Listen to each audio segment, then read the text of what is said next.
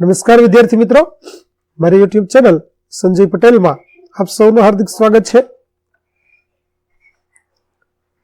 મિત્રો, આજના વિડીયોની અંદર આપણે ધોરણ 8 વિષય છે હિન્દી, જેનો પાઠ 2 જેનું નામ છે કચ્છ કી શેર, કે જે સત્ર 2 ની અંદર આવે છે તેના સ્વઅધ્યયન પોથીના પ્રશ્નો અને તેના જવાબો વિશે શીખવાના છીએ।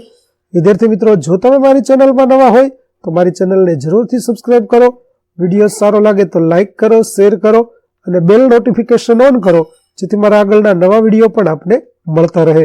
તેમજ વિદ્યાર્થી મિત્રો, આ પાઠની પીડીએફ જોવા માટે પ્લે સ્ટોરમાંથી અમારી એપ્લિકેશન વિશ્વગુરુ STD 1 થી 12 ગુજરાતી ડાઉનલોડ કરો, જેમાં આપને દરેક પાઠની પીડીએફ પણ જોવા મળશે। તો ચાલો શરૂ કરીએ પાઠ 2 कच्छ की शेर। प्रश्न 1 अ, सही विकल्प के सामने सही का निशान कीजिए। पहला, मैं गांधी स्मृति का स्थान हूं, तो उत्तर होगा आदिपुर। दूसरा, मैं गुरु नानक के चरण से पावन हुई भूमि हूं, तो उत्तर होगा लखपत। तीजा, मैं भुज शहर के वैभव का प्रतीक हूं, उत्तर होगा हमीरसर। चौथा, कंडला क्या है, तो उत्तर होगा बंदरगाह। पांचवा, कच्छ को हम म्यूजियम कह सकते हैं क्योंकि, तो यह अनेक दर्शनीय स्थानों का वैविध्य है।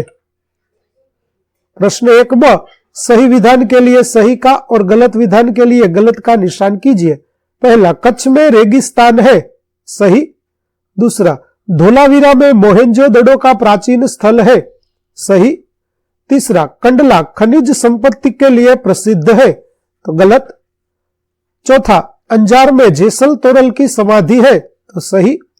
पांचवा, सृजन संस्था में हस्तकला का परिचय होता है, सही। छठा, मांडवी शहर में 72 जिनालय है, सही।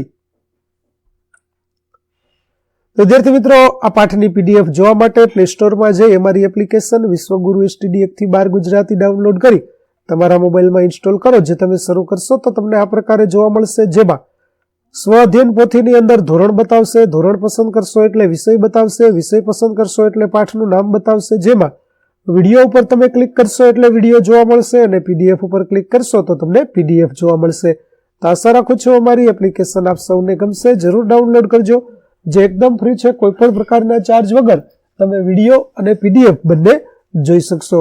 તો ચાલો મિત્રો, હવે આપણે आगे जाइए। प्रश्न नंबर 2, निम्नलिखित प्रश्नों के उत्तर लिखिए। पहला, कच्छ के रेगिस्तान की विशेषता बताइए। तो कच्छ का रेगिस्तान 2 भागों में देखने को मिलता है, एक छोटा रेगिस्तान और दूसरा बड़ा रेगिस्तान। इन दोनों रेगिस्तान में रेगिस्तान जैसा कोई लक्षण दिखाई नहीं देता, रेत कहीं नजर नहीं आती, अतः यह अनूठा रेगिस्तान है।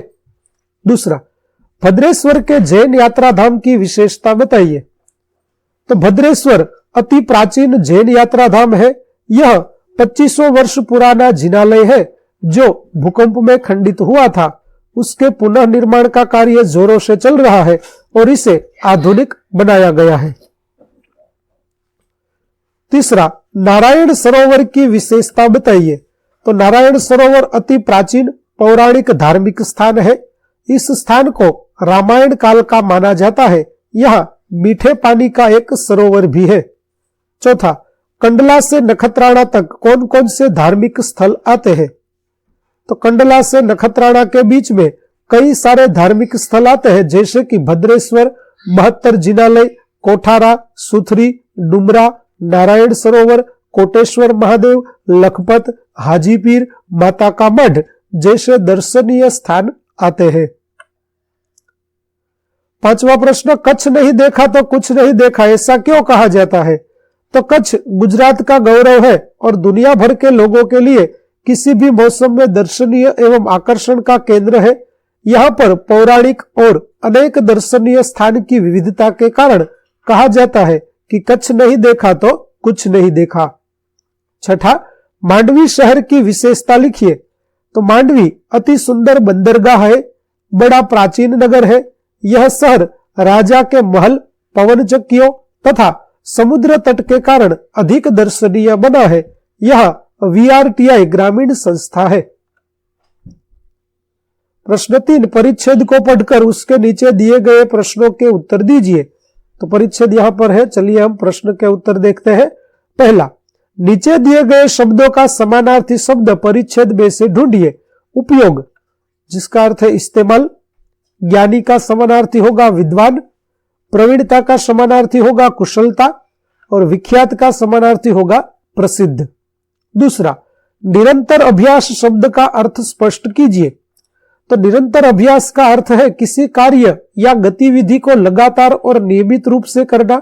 यह एक ऐसी प्रक्रिया है जिसमें व्यक्ति किसी कौशल या ज्ञान या तकनीक को सीखने और उसमें महारत हासिल करने के लिए नियमित रूप से अभ्यास करता है।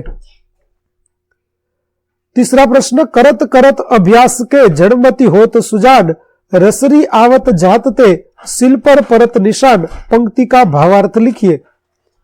तो निरंतर अभ्यास से मूर्ख व्यक्ति भी बुद्धिमान बन सकता है, और जैसे रस्सी को पत्थर पर रगड़ने से उस पर निशान पड़ जाते हैं, वैसे ही निरंतर अभ्यास से हमारे मन में भी ज्ञान और बुद्धिमत्ता के निशान पड़ जाते हैं।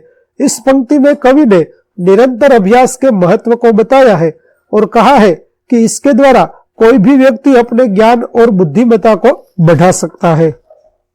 चौथा प्रश्न, रस्सी रगड़ने से कठोर पत्थर पर भी निशान बन जाता है। इसका आशय लिखिए। तो रस्सी रगड़ने से कठोर पत्थर पर भी निशान पड़ जाते हैं, यह एक मुहावरा है जिसका आशय यह है कि यदि हम किसी कार्य को निरंतर और धैर्य से करते हैं तो हम उसे पूरा कर सकते हैं, चाहे वह कितना भी कठिन क्यों न हो। पांचवा, उपर्युक्त परिच्छेद का योग्य शीर्षक लिखिए। तो परिच्छेद का शीर्षक सफलता के सूत्र रखना उचित होगा। प्रश्न 4, अपने जिले के किसी 2 दर्शनीय स्थलों का चित्र चिपकाकर उनके बारे में संक्षेप में लिखिए। तो पहला चित्र है जूनागढ़ किला। तो जूनागढ़ किला जूनागढ़ शहर का एक प्रमुख आकर्षण है।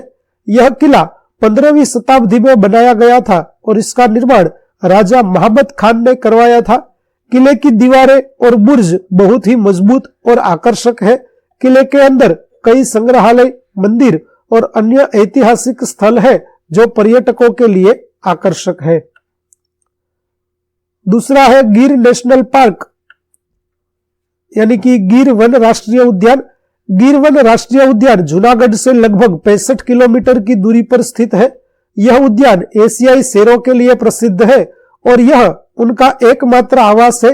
उद्यान में कई अन्य वन्य जीव भी पाए जाते हैं, जिनमें हाथी, तेंदुआ, सांभर और कई प्रकार के पक्षी शामिल है। पर्यटक यहाँ शेरों को उनके प्राकृतिक आवास में देख सकते हैं और उद्यान की प्राकृतिक सुंदरता का आनंद ले सकते हैं। पांचवा, दिए गए शब्द का उत्तर मिले ऐसी पहेलियों का निर्माण कीजिए। पहला है सितारा।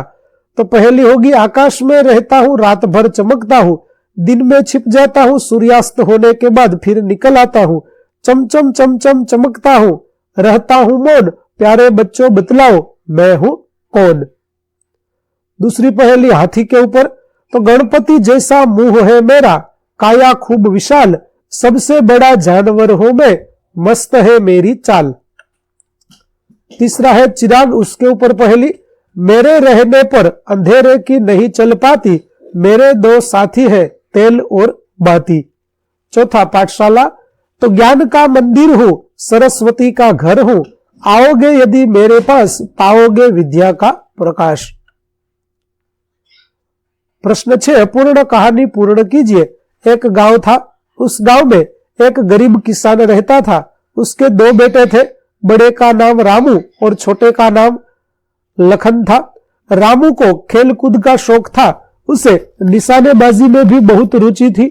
बड़ा होकर वह भारतीय सेना में भर्ती हो गया। छोटे बेटे लखन को खेतीबाड़ी का शौक था, उसने खेती की जिम्मेदारी संभाली और एक समृद्ध किसान बन गया। भारत पाकिस्तान के बीच युद्ध हुआ, रामू ने बड़ी बहादुरी दिखाई, उसने दुश्मन के छक्के छुड़ा दिए। लड़ाई खत्म होने पर सरकार ने उसे वीर चक्र प्रदान किया, सेना में ऊंचा पद दिया गया। जब किसान बहुत खुश है, उसके बेटों ने जय जवान जय किसान का नारा सार्थक कर दिखाया है। प्रश्न 7, निम्नलिखित वाक्यों में से विशेषण ढूंढकर प्रकार लिखिए। मोहन बड़ा दयालु है। तो दयालु विशेषण गुणवाचक विशेषण होगा।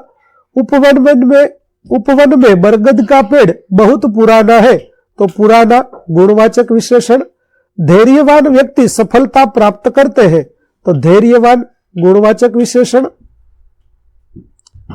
आज बुरा हुआ है, कल अच्छा ही होगा, तो बुरा और अच्छा गुणवाचक विशेषण है। आसमान का रंग नीला है, जिसमें नीला गुणवाचक विशेषण। 5 लीटर दूध दे दो, जिसमें 5 लीटर संख्यावाचक विशेषण है। टोकरी में मीठे संतरे हैं, तो मीठे गुणवाचक विशेषण है। प्रश्न 8, निम्नलिखित परिच्छेद का हिंदी में अनुवाद कीजिए। तो અહીં જે ફકરો છે તેનો હિન્દીમાં અનુવાદ છે તે આપણે આ પ્રકારે કરી દઈશું। प्रश्न 9, निम्नलिखित शब्दों को शब्दकोश के क्रम में लिखिए। पहला होगा अभिवादन, अभ्यास, चिराग, प्रगति, महकना, विनय, शायर, संग्राम, संध्या और हमदर्द। प्रश्न 10 और निम्नलिखित प्रशासकीय शब्दों को पढ़कर समझिए और ब उपर्युक्त प्रशासकीय शब्दों का वाक्य में प्रयोग कीजिए। पहला, डाकपाल, तो मेरे पिताजी डाकपाल की नौकरी करते हैं। दूसरा, पुस्तकाध्यक्ष, तो मैं पुस्तक लेने के लिए पुस्तकाध्यक्ष से मिला। तीसरा, प्रबंधक, तो राहुल ने होटल के प्रबंधक से शिकायत की। चौथा, बजट, तो वित्त मंत्री ने लोकसभा में बजट पेश किया।